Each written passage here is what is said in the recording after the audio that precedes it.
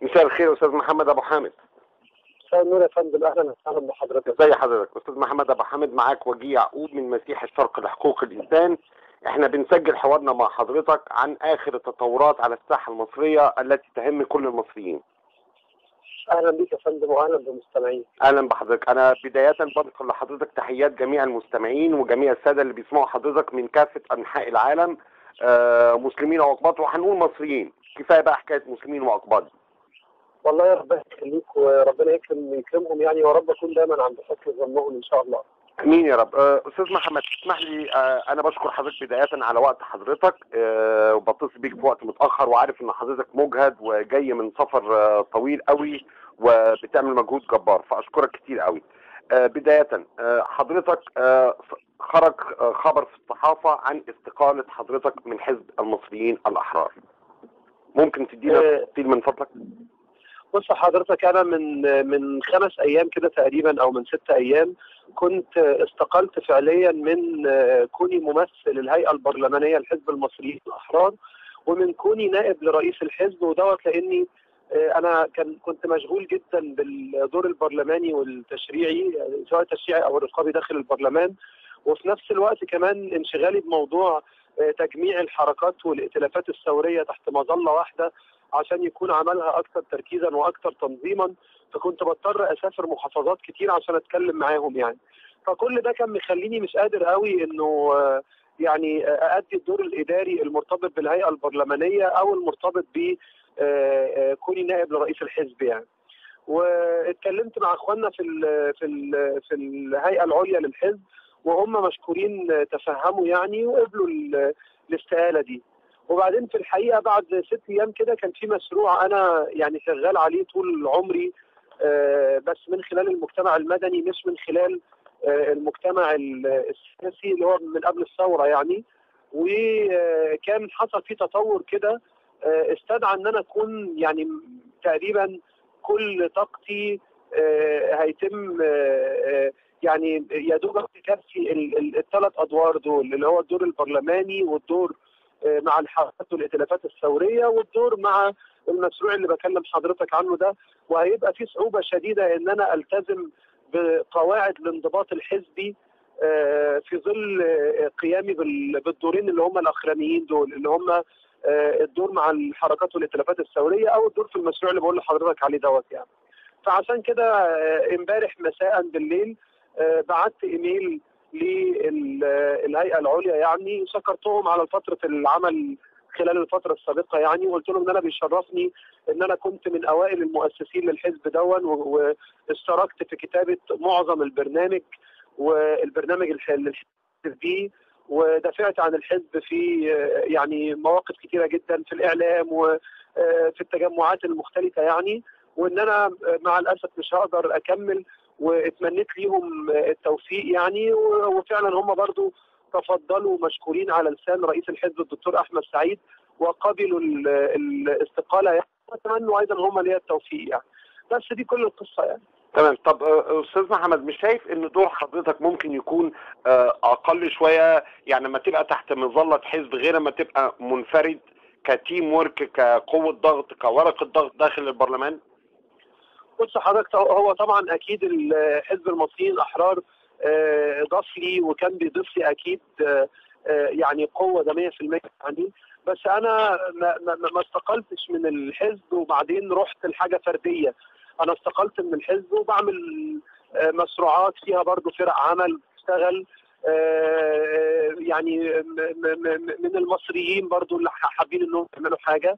وفي الحقيقه احنا بنتكامل مع بعض يعني. الدور اللي انا هعمله اكيد هيبقى مكمل للدور اللي بيعمله حزب المصريين الاحرار. وزي ما قلت لك الحزب انا من المؤسسين الرئيسيين جدا فيه، فاكيد بتمنى له اكيد كل توفيق يعني. وعشان كده نفس الافكار اللي بتجمعنا او اللي جمعتني مع الحزب هي اللي انا بشتغل بيها دلوقتي. نفس المبادئ اللي كنا بنسعى ان احنا نحققها في بلدنا هي الفكره، بس تعدد الادوات والوسائل.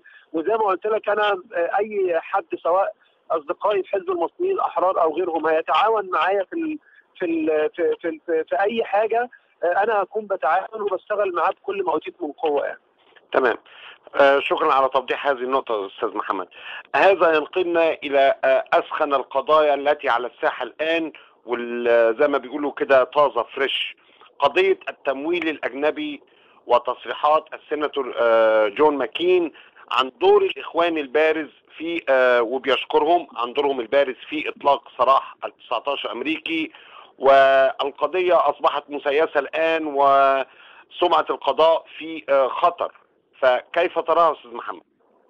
والله بص، يعني انا بستعجب جدا انه دايما نواب جماعه الاخوان المسلمين في البرلمان او الناس اللي بتنظر للجماعه دايما يتكلموا عن العملاء وعن التعامل مع الغرب وعن كذا، وهم في الحقيقه سواء قبل الثوره او بعد الثوره اجتماعاتهم مع الغرب وخاصه الامريكان متتابعه متتاليه، وكانه يعني هم بيروا ان افعالهم دايما هي حلال ومشروعه، وافعال غيرهم هتبقى دايما متهمه وعميله وما شابه يعني. وفي الحقيقه انا شايف ان بعد تصريح جون ماكين عن ان هم ازاي ساعدوا وان هم ازاي كان في صفقه ما بين المجلس العسكري والاخوان من ناحيه واشنطن من ناحيه اخرى بشان سفر المتهمين الامريكان في قضيه التمويل الاجنبي، يعني مفروض بعد ما كشفت صحيفه نيويورك تايمز امس يعني هذه الحقائق نغمت بقى انه العملاء والعملاء والكلام ده يبطلوا بقى يكلمونا فيها. وفي الحقيقه يعني احنا مش عايزين، انا قلت الكلام ده وتقريبا اول واحد في مصر قالوا ان احنا مش عايزين حزب وطني جديد. انا قلت الكلام ده في الجلسه الاولى لما تعاملوا مع الاقليه زي يمكن اسوأ حتى الطريقه اللي كان الحزب الوطني بيتعامل بيها. تمام. بس استاذ محمد، النهارده بعد تصريح حضرتك على قناه النهار مع الاستاذ محمود سعد، فاحضر بعد ما حضرتك انهيت المداخله احضر المتحدث الاعلامي لجماعه الاخوان اعتقد داخل البرلمان مش متذكر اسمه، وانكر تماما هذه التصريحات. وكان في ايضا الاستاذه جميله ابو اسماعيل احضرت عصام سوري انا اسف محمد البلتاجي عضو البرلمان، وانكر كليا واستنكر هذا التصريح وقال ما حصلش.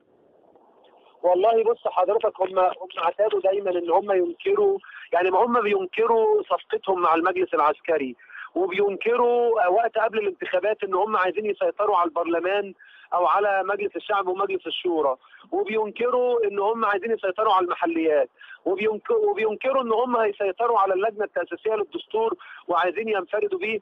في الحقيقه يعني انكارهم ما بقاش يؤثر فينا، ويكفي انه تقريبا 3 يعني طلع بيان اشاد بدورهم مضى عليه جون ماكين وجرهام وجون هوفن تقريبا وريتشارد بلومنتال تقريبا، واشادوا جميعا باداء الجماعه. وانت تعلم جيدا ان التصريحات اللي بيصدرها نواب البرلمان في امريكا او الكونجرس هي تصريحات مسؤوله، ما عندهمش فكره ان هم يعني هيساءلوا. واكيد احنا فاكرين لما حصلت الفضيحه بتاعه كلينتون وان كانت المساءله كلها مرتبطه بالكذب يعني. فهم الاليات بتاعتهم يعني في الحقيقه يعني انا شايف انه المزايده والانكار لن تغني شيء، وحابين بس ان الشعب المصري كله يراقب ويشوف انه يعني اللي ليل نهار بيتكلموا عن العملاء وعن التمويل وعن ما شابه هم اللي دخلوا في صفقه مع الامريكان عشان يحرروا ناس متهمين في قضايا التمويل الاجنبي.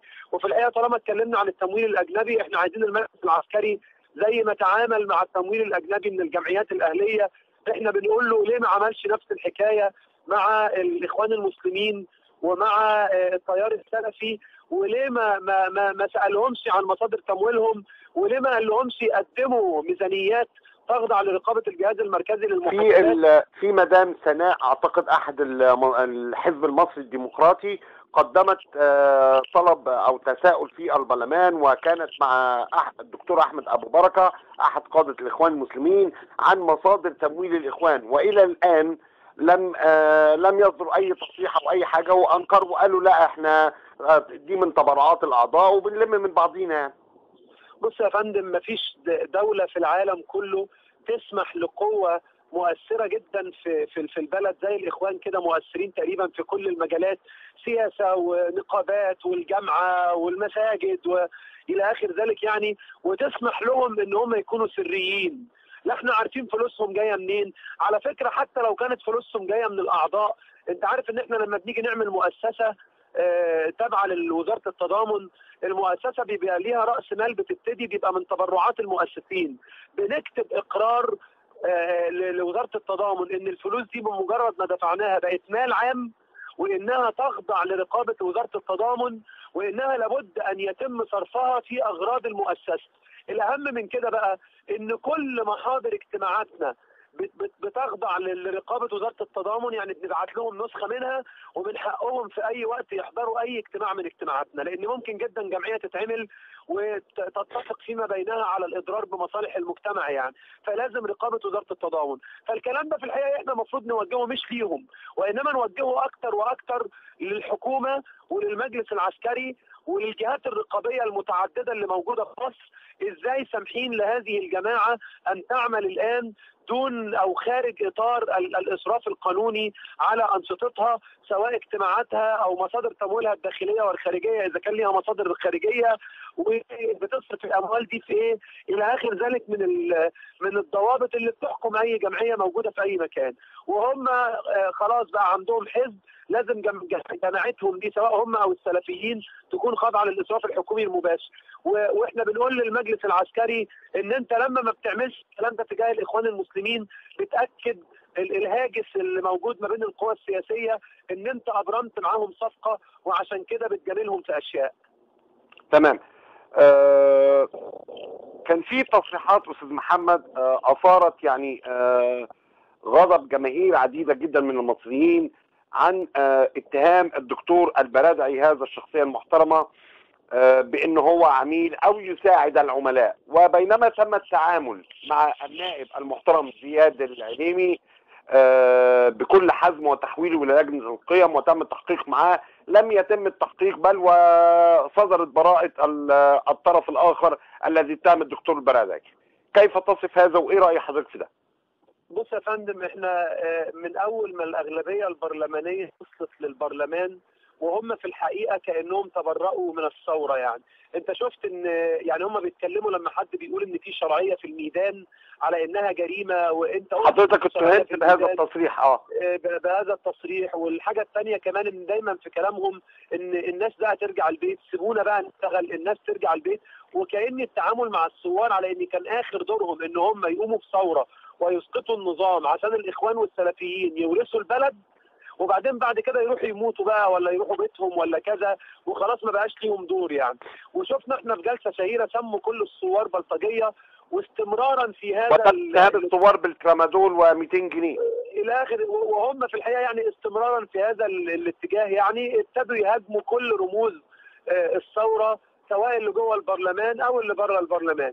وفي الاطار ده ابتدوا يتكلموا عن الدكتور البرادعي انه عميل وانه كذا. وفي الحقيقه سبحان الله الاخوان المسلمين قبل الثوره كانوا بيتمنوا بس ان هم يشتركوا في شيء مع الدكتور البرادعي، ولما عمل الجمعيه الوطنيه للتغيير كانوا اطلقوها من بيته، وكان بيتقال عليهم وعليه من النظام السابق نفس الاتهامات بالظبط، العملاء والخارجين عن القانون. وبنستعجب جدا ان هم بيستخدموا نفس الطريقه ونفس الاسلوب اللي كان النظام السابق بيستخدمه معاهم. وتاني احنا رحنا لحزب وطني جديد ولكن باشخاص غير الاشخاص وبطريقه غير الطريقه. تمام. لجنه تقصي الحقائق استاذ محمد حضرتك كنت فيها التي ذهبت لتتقصى حقائق تهجير 8 اسر قبطيه في العامريه بالاسكندريه، وصدر التقرير او حسب ما قالت احدى الصحف بان التقرير صدر وبيقول بان الاب ابونا بكتر احد القساوسه او الكهنه اللي هناك هو الذي رشح هذا التهجير حفاظا على حياه هؤلاء الاقباط. فبوصف حضرتك كنت احد اعضاء لجنه تقصي الحقائق، يهم المستمع القبطي والمسلم هنا ان هو يعرف من حضرتك الحقيقه. بص يا فندم، انا يعني بصحح حاجه ان انا ما روحتش معاهم العامريه، بس انا كنت متابع الاجتماعات هنا، وراح 2 من النواب في حزب المصريين الاحرار وقت انا ما كنت ممثل للهيئه البرلمانيه، الاستاذ علي عمر والاستاذ ابراهيم، دول نوابنا في اسكندريه، راحوا حضروا.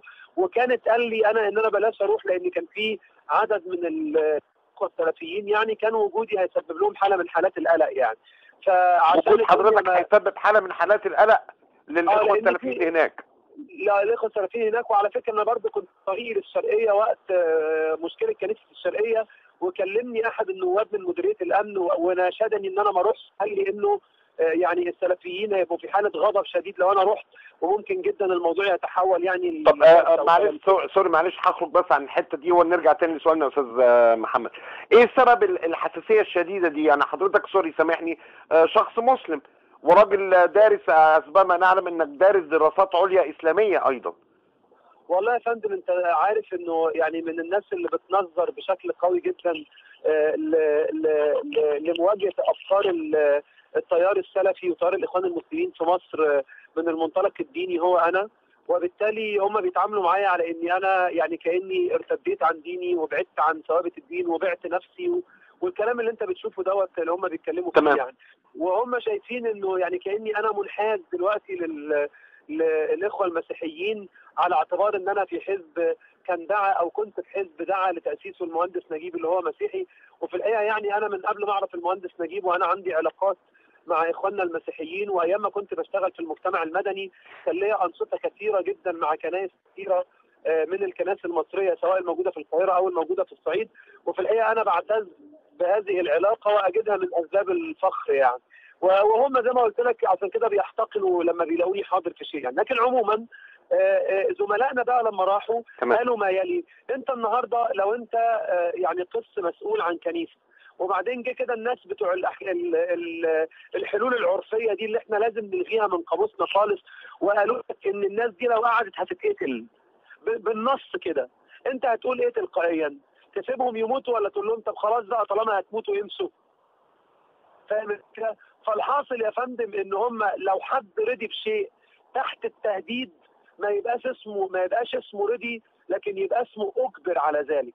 وعشان كده لما راحت اللجنه ووقفت هذا التهديد السافر يعني الاسر دي لم تؤجر. وعشان كده انا بناشد من خلال يعني الموقع بتاع حضرتك او القناه بتاعت حضرتك يعني ان اخواننا المسيحيين الحقوق لا توهب، وانما الحقوق بتيجي لما اصحابها يصروا عليها. عشان كده انا بناشدهم ان هم لا يقبلوا اتفاقيات عرفيه ويتواصلوا معانا كنواب في البرلمان، واحنا نمنع هذه المهزله اللي اسمها الاتفاقات العرفيه. يعني اي حد عنده اي مشكله واي حاجه يلجا الى اعضاء البرلمان الممثلين الموجودين، وحضرتك تتكفل بطلب احاطه. انا اتكفل بدون، وهم يعني حضرتك من اصدقائي ومعاك رقم تليفوني. تمام. فحضرتك اكيد اخواننا بيقدروا يوصلوا لك، فلما يوصلوا لك كلمني واحنا على طول. لان تاني احنا عايزين كل الاشياء الغير منطقيه اللي كانت موجوده في النظام السابق واللي قبله فيما يخص قضايا المواطن المسيحي. لا، عايزين نقنن حقوق المسيحيين زي ما احنا مقننين حقوق المسلمين، سواء تقنين دستوري او تقنين قانوني. زي ما احنا بنشير ان دين الاغلبيه هو الدين الاسلامي، فلا بد ان نشير ايضا في الدستور ان احنا عندنا عدد من المواطنين يدينون بالدين المسيحي. وطالما سمحنا ان احنا نذكر دين في الدستور يبقى لابد ان يذكر الاديان اللي موجوده على ارض مصر.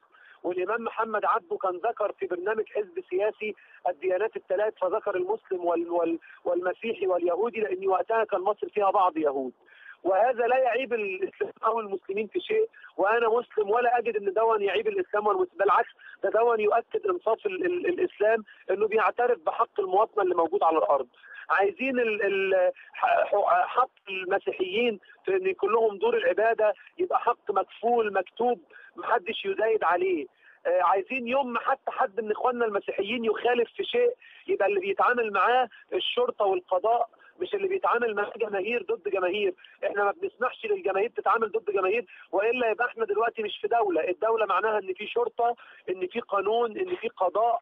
هم دول الجهات لما حد بيخالف هي اللي بتتعامل معاه. وعشان كده لازم اخواننا المسيحيين يكونوا ما بيقبلوش مثل هذه الممارسات، ودوم بالاطار السلمي والاطار الشرعي وفي ظل سياده القانون.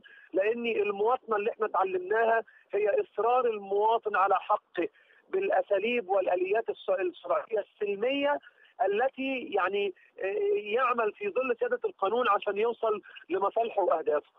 فكون واحد من اخواننا المسيحيين يقبل انه يقعد في جلسه عرفيه، هو كده بيفتح المجال ان حقوقه تتاخد. كونه نتيجه الضغط يقول ان احنا هنهجر من غير ما يلجا لا للبرلمان ولا للشرطه ولا كذا، يبقى كانه هو كده اللي بيقبل ان بعد شويه تيجي اسره ثانيه تتهجر او ما شابه. عشان كده بنقول اخواننا المسيحيين بالتكاتف مع اخواننا المسلمين لازم يساعدونا في ان كل مواطن على ارض مصر، مسيحي مسلم ايا كان دينه ايه، طالما ان اسمه مصري واسمه عايش على ارض مصر، يكون له كافه الحقوق ويكون عليه كافه الواجبات، ويكون الدستور والقانون بيحميه، وهو نفسه يكون حريص على حقوقه، عشان لو حد حاول ياخدها منه هو يجبره ويخليه يستجيب لهذه الحقوق. تمام، اشكرك جدا استاذ محمد. في احد الاسئله الموجهه لحضرتك هنا، كيف ترى الدستور اولا ام الرئاسه؟ والله بص، وما رايك، معلش سؤال مركب، وما راي حضرتك في الرئيس التوافقي؟ طيب، بداية الرئيس التوافقي هو عندي اسمه الرئيس التواطئي، تواطؤ ما بين بعض القوى اللي تظن انها مسيطرة على مقدرات الامور في بلدنا عشان تمرر رئيس جمهورية في انتخابات معلومة النتائج مسبقا، زي ما عملوا في انتخابات هيئة المكتب والوكيلين واللجان داخل مجلس الشعب. دي كانت معدة مسبقا. كانت معدة مسبقا. احنا واحنا داخلين كان صورة الدكتور الكتاتني اصلا داخلة معانا قبل حتى ما يرشح الدكتور الكتاتني نفسه، وقبل ما يجرى الانتخابات، وتم تعليق الصورة قبل ما يعلن نتيجة الانتخابات تقريبا يمكن بنص ساعة، ساعة الا ربع يعني. احنا عايزين ديمقراطية حقيقية، مش عايزين تمثيلية ديمقراطية، مش عايزين حد يفرض وصايته على إرادة الشعب المصري لمجرد ان عنده اغلبية في البرلمان زي الاخوان والسلفيين، او لمجرد ان هو يمتلك سلاح زي الجيش. احنا عايزين الشعب المصري يقول كلمته، ودور الجيش يحمي ويأمن سواء حدودنا او لغايه اما نوصل لرئيس منتخب قد يكون له دور في الحمايه الداخليه، ودور الاغلبيه البرلمانيه اللي الشعب وثق فيها واداها صوته ان هي ما تحرمش الشعب من حقه في الاختيار. فانا برفض بكل الاشكال والصور تزييف اراده الشعب المصري بما يسمى الرئيس التواطئي يعني. ده رقم واحد. رقم اثنين، انت عارف ان الدستور مفروض يتفتح حواليه حوار مجتمعي. تمام. وعارف كمان ان الدستور مفروض ان ياخد وقته والا هيتم تلصقته، وبالتالي لن ياتي معبرا عن كل المصريين. فلذلك لما حصل ان الاخطاء اللي ارتكبت في ظل حكم العسكر حتمت ان احنا نسر الانتقال الى حكم مدني سريع، فاحنا كنا عارضين ايام ما كنت في حزب المصريين الاحرار، وما زال الموقف دوت انا يعني مؤمن بيه مش مغيره، يعني انه احنا نروح للرئيس اولا عشان ما نعطلش الوصول لرئيس مدني منتخب، وما نعطلش فكره ان المجلس العسكري يبعد عن اداره البلاد سياسيا، وفي نفس الوقت ندي فرصه للدستور ان ياخد وقته. لان انا متخيل ان لجنه الدستور دي كل ما تكتب موضوع تبتدي تتحرك بيه في البلد كلها ما بين المحافظات وتشرحه وتطلع في التلفزيون تشرحه، عشان يوم انت ما تقول للشعب المصري تعالى قول رايك في الدستور دون، يبقى هو عارف هو بيتم استفتاؤه على ايه. عشان كده كنا بنقول الرئيس اولا وبعدين الدستور ياخد وقته، لكن الواضح على الارض ان هم غالبا هيعملوا الاثنين مع بعض. وفي الحقيقه يعني لو يعملوا دستور ورئاسه مع بعض يا دكتور يعني. غالبا انت عارف ان احنا بكره هنعمل الجلسه المشتركه اللي هنحدد فيها ضوابط اختيار اللجنه التاسيسيه. لجنه ال100. لجنه ال100 هتكون من اعضاء البرلمان يا دكتور محمد؟ هتكون هم اللي طرحينه تقريبا 40% من البرلمان و60% من براه. انا بالنسبه لي محمد ابو حامد بقول ولا واحد من البرلمان. البرلمان سلطه تشريعيه، وهي السلطه من السلطات اللي بينشئها ويخلقها الدستور، والاغلبيه اللي كانت موجوده في اللجنه اللي عملت التسجيلات الدستوريه كانت اغلبيه اسلاميه، وضبطوا الموضوع على ان هم اللي يبقى ليهم السلطه، لانهم كانوا عارفين انهم هياخدوا اغلبيه في البرلمان. وفي الحقيقه يعني ما ينفعش سلطه من السلطات اللي الدستور هيضبطها يبقى لها اي تواجد داخل اللجنه التاسيسيه، لان دون معناه حضرتك انها ممكن جدا يبقى في تحيز لمصالحها وما شابه. انا اللي انا مؤمن بيه ان تكون لجنه بالكامل من خارج البرلمان، ما يكونش منها حد من البرلمان، وتكون بتعبر عن كل طوائف الشعب المصري يعني. فهم بكره هيعملوا الكلام ده او هيتكلموا في الضوابط، هنشوف هيعرضوا ايه. وطبعا انت عارف ان الموضوع بالتصويت، والتصويت هيبقى الاغلبيه فيها اغلبيه اسلاميه، لكن احنا بنعتمد على المد الشعبي، والشارع لو لقى الضوابط اللي هم حاطينها لا تعبر عن كل المصريين، انا من اوائل الناس اللي هتخرج في الشارع وتطالب بانه البرلمان لازم يغير الضوابط اللي حطها دي، لان احنا عايزين لجنه تاسيسيه تعبر عن كل مصر.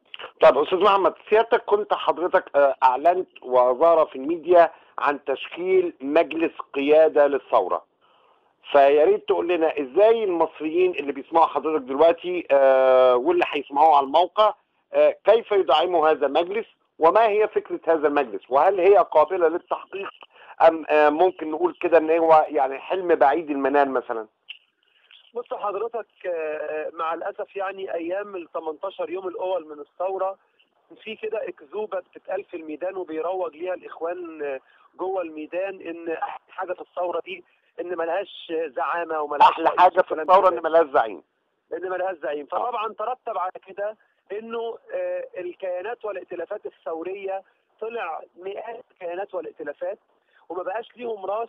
لما يجي المجلس العسكري يتكلم معاهم مثلا يلاقي ان في زعامه ما بيتكلم معاها، يعني بحيث ان المجلس العسكري ما يلاقيش قدامه حد منظم او حد الى حد ما مرتب غير الاخوان المسلمين، وبالتالي تحصل الكارثه اللي حصلت دي، انه طول الوقت ما بيتكلمش المجلس العسكري غير مع الاخوان المسلمين بشكل اساسي، وبعد كده بشكل كوري مع بقيه الاحزاب او القوى السياسيه يعني. طبعا كلمه كوري دي عشان بس يبقى المنظر شكله كويس يعني. وبالتالي الكيانات والائتلافات والحركات الثوريه وقعت في الفخ ده، وكل ما كنا نحاول نجمعهم ما كانوش بيتجمعوا، الى ان دلوقتي لقوا نفسهم خرجوا بره الدايره السياسيه خالص، ولقوا الثوره اتسرقت واتركبت، وبقينا بنتكلم المجلس والاخوان عايزين ايه، وده اللي ماشي على الارض يعني. وكل الثوره قامت عشانه ولا كده كانه بقى محطوط بحسب او مرهون بمدى موافقه الاخوان والمجلس العسكري يعني. انطلاقا من كده دعينا لفكره تكوين مجلس قياده الثوره عشان نجمع كل الحركات والائتلافات الثوريه تحت مظله واحده. المظله دي بتجمع الحركات الثوريه وبتنظم حركتهم مع بعض، سواء في التعبير عن رايهم بشكل سلمي، الضغط السلمي الشعبي لانجاز مطالب معينه في الشارع او ما شابه، واختفاء بقى كل الحاجات اللي خلت مع الاسف البعض المواطنين ما بقاش مبسوط قوي من الثوره، زي ان احنا يكون في مسيره ويظهر فيها بعض ناس بتعمل عنف من بلطجيه مدسوسين. احنا قلنا ان احنا مش هنسمح لاي حد منضم لينا لا يقطع طريق ولا يوقف عمل وانتاج ولا يقبل باي ممارسه من الممارسات اللي بسببها الشعب المصري يعني ما بقاش متحمس قوي للثوره والثوار يعني. الحمد لله احنا ماشيين كويس قوي، وساعدنا على كده احساس الكل بان لو ما عملناش كده الثوره هتضيع. وانا بتحرك تقريبا من شمال القاهره وجنوبها وغربها زي ما قلت لك في بدايه كلامي، ان دي من اهم الاسباب اللي خلتني يعني اعتذر لاخواننا في المصريين الاحرار وهم بكرم اخلاقهم يقبلوا استقالتي. طب سؤال مره اخرى، معلش انا مطول على حضرتك يا دكتور محمد. هل تعتقد انتهاء شهر العسل بين الاخوان والعسكر، وهل الاخوان طمعانين في ان يكون لهم كرسي الرئاسه مستقبلا او في هذه المرحله؟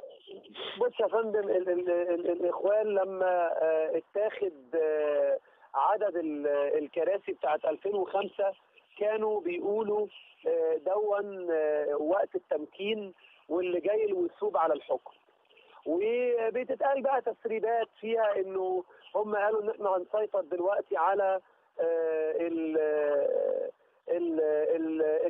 المجالس النيابيه وهنسيطر كمان على المجالس المحليه، وهناخد الوزارات اللي هي الوزارات الخدميه، وبعدين هناخد الوزارات اللي هي السياديه بعد ال5 سنين الاول يعني.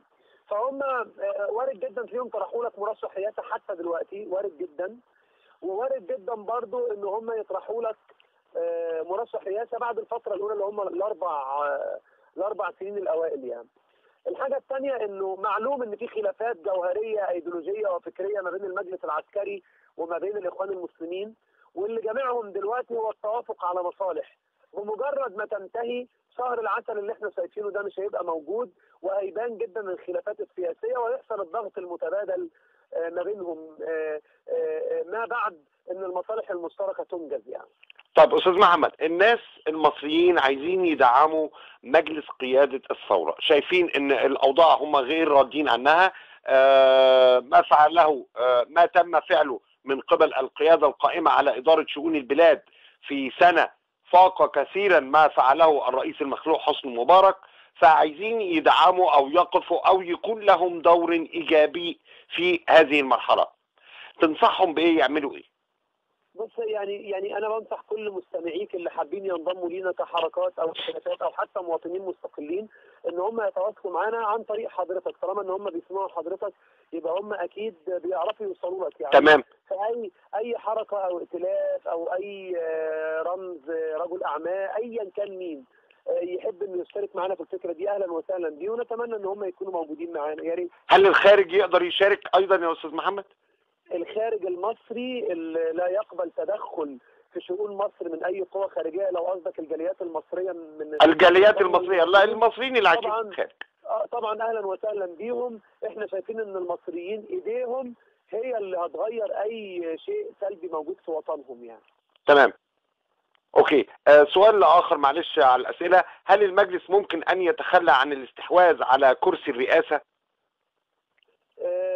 والله المجلس العسكري مع الاسف يعني ادى الطرف اللي كان بيتكلم معاه تقريبا كل اللي هو عايزه، ويعني في الحقيقه لسه ما خدش حاجه خالص يعني.